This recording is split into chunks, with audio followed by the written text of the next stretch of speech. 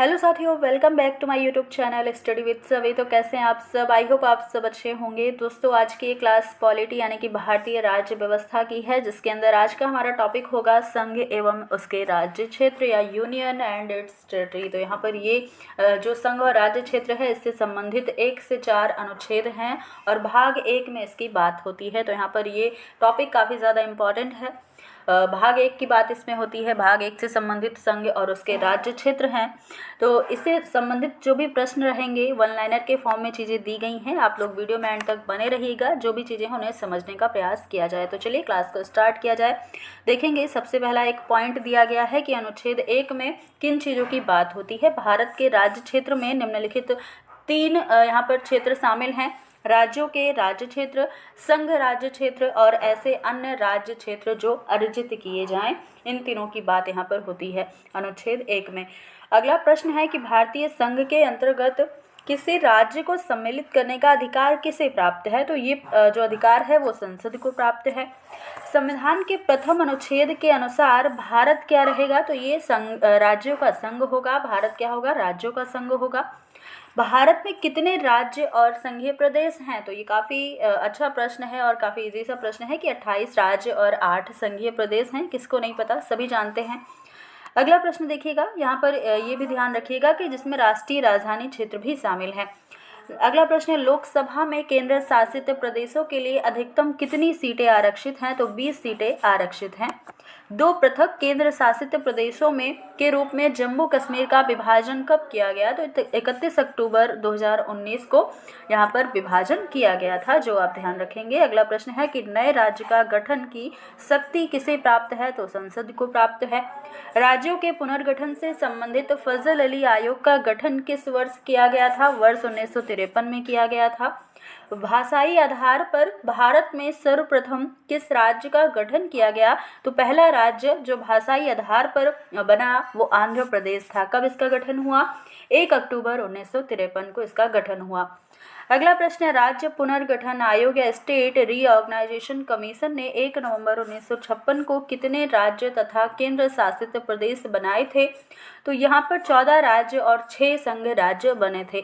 अगला प्रश्न है, सिक्किम भारत का एक पूर्ण राज्य किस वर्ष बनाया गया था? तो ये 36वें संविधान संशोधन के अंतर्गत 1975 में बनाया गया था और डेट भी आप याद रखेंगे अगर, तो 26 अप्रैल 1975 को सिक्किम का गठन हुआ था।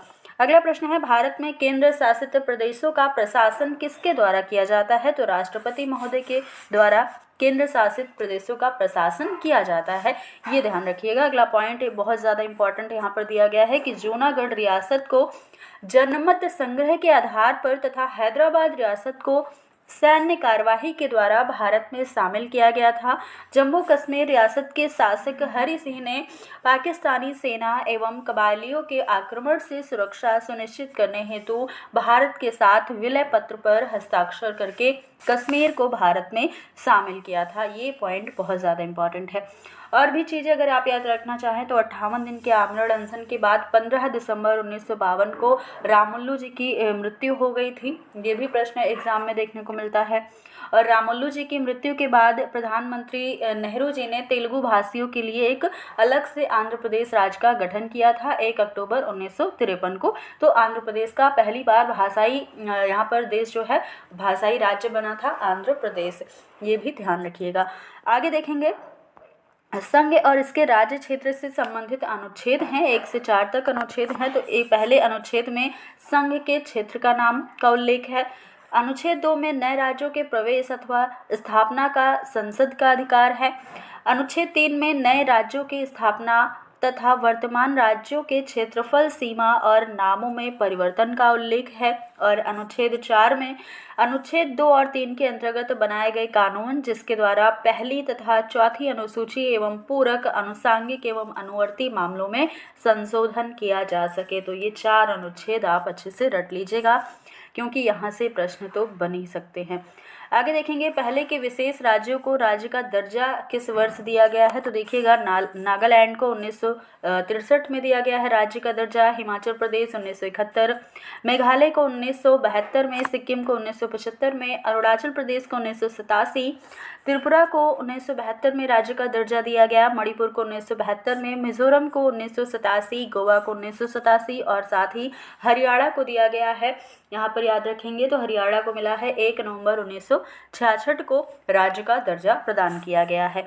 अब यहाँ पर हम देखेंगे क्षेत्रीय परिषद यानी कि जोनल काउंसिल्स के बारे में। 5 क्षेत्रीय परिषद हैं, ये ध्यान रखिएगा। उत्तरी क्षेत्रीय परिषद जिसका मुख्यालय नई दिल्ली है, इससे संबंधित जो राज्य और संघ राज्य क्षेत्र हैं वो हैं जम्मू कश्मीर, लद्दाख, हिमाचल प्रदेश, हरियाणा, पंजाब, राजस्थान, दिल्ली और चंडीगढ़। दूसरा परिषद है केंद्रीय क्षेत्रीय परिषद जिसका मुख्यालय प्रयागराज और इससे संबंधित राज्य हैं या संघ राज्य क्षेत्र हैं उत्तर प्रदेश, उत्तराखंड, मध्य प्रदेश और छत्तीसगढ़। तीसरा परिषद पूर्वी क्षेत्रीय परिषद है, इसका मुख्यालय कोलकाता है और यहाँ पर राज्य क्षेत्र जो बात की जाए राज्य और राज्य क्षेत्र की तो बिहार, झारखंड, पश्चिम बंगाल, उड़ीसा और सिक्किम इसके अंतर्गत आते हैं। चौथी परिषद है पश्चिमी क्षेत्रीय परिषद जिसका मुख्यालय मुंबई है और यहाँ पर गुजरात, महाराष्ट्र, गोवा, दादर व नागर हवेली तथा दमन व दीव इसके अंतर्गत आते हैं।